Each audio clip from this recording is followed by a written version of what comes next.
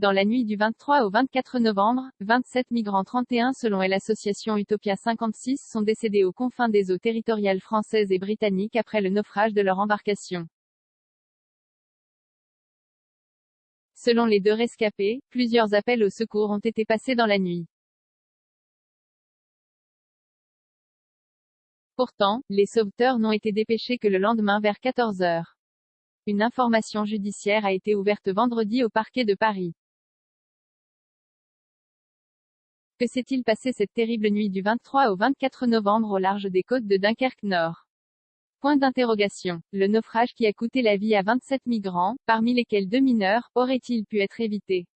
C'est tout l'objet d'une plainte déposée vendredi par l'association d'aide aux migrants Utopia 56 pour homicide involontaire et omission de porter secours à l'encontre du préfet maritime de la Manche, des sauveteurs du CROSS, le Centre régional de surveillance et de sauvetage et les gardes-côtes britanniques.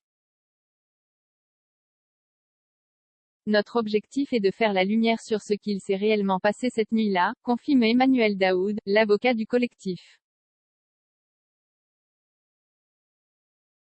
Tout laisse à penser que les premiers appels de détresse ont eu lieu entre 2 et 3 heures du matin. Pourquoi les secours ont-ils été envoyés à 14 heures? La plainte, que 20 minutes a pu consulter, se fonde notamment sur les témoignages des deux seuls rescapés. Ces derniers ont confié aux médias kurdes de Rudao avoir appelé, en vain, les secours à plusieurs reprises tout au long de la nuit. Selon leur récit, 3 heures après être partis sur un bateau à moteur des environs de Dunkerque pour rejoindre l'Angleterre, le gonfleur droit du bateau a explosé et l'eau a commencé à s'infiltrer dans l'embarcation. Nous avons appelé la police française en disant aidez-nous, notre pompe ne fonctionne plus et ils ont dit vous êtes dans les eaux britanniques, a notamment raconté l'un d'eux. 2 personnes appelaient, l'une les services français, l'autre les services de secours britanniques. Des témoignages corroborés par des proches des victimes. La plainte évoque ainsi un message WhatsApp laissé par un homme décédé dans le naufrage qui expliquait à sa famille être dans les eaux territoriales de 2 pays.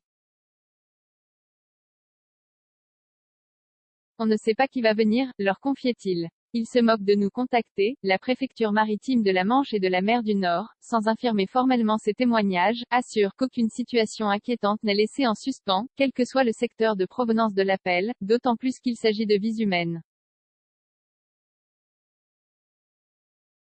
Au lendemain du drame, sa porte-parole avait expliqué à 20 minutes que l'alerte n'a été donnée que vers 14 heures par un pêcheur ayant aperçu une dizaine de corps flottant dans une mer à 11 degrés. Un important dispositif, comprenant notamment 2 hélicoptères et 3 bateaux avait alors été immédiatement déployé. Bien trop tard, donc. Les sauveteurs ont repêché 27 corps mais les témoignages des 2 rescapés et de familles laissent penser qu'il y aurait en réalité 31 morts, précise un responsable de l'association Utopia 56. Surtout, le collectif affirme avoir été confronté, 3 jours auparavant, à une situation similaire. Le 20 novembre, vers 9h30 du matin, un bénévole a reçu sur le numéro d'urgence un appel d'un migrant se trouvant, avec 22 personnes, sur une embarcation dont le moteur est tombé en panne aux confins des eaux territoriales françaises et britanniques. Selon ses dires, malgré plusieurs appels, les services de secours des 2 pays n'ont cessé de se renvoyer la balle. Monsieur, nous avons appelé tous les numéros, ils ne répondent pas. Personne ne veut nous répondre, ils se moquent de nous, assure, d'une voix inquiète, la victime au bénévole dans un message que 20 minutes a pu écouter. 7 autres suivront. J'appelle le 999, numéro d'urgence britannique, ils me disent d'appeler celui des Français et si j'appelle celui des Français, ils me répondent d'appeler le Royaume-Uni, insiste-t-il. Finalement, les services de secours français arriveront sur place en fin de matinée et tous les naufragés seront récupérés sains et saufs.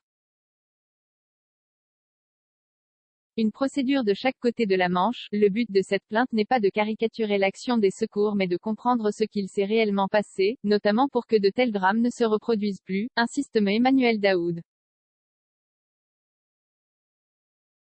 Et ce dernier de rappeler que le jour du drame, 106 personnes ont été sauvées en mer par les services français et 103 par leurs homologues britanniques.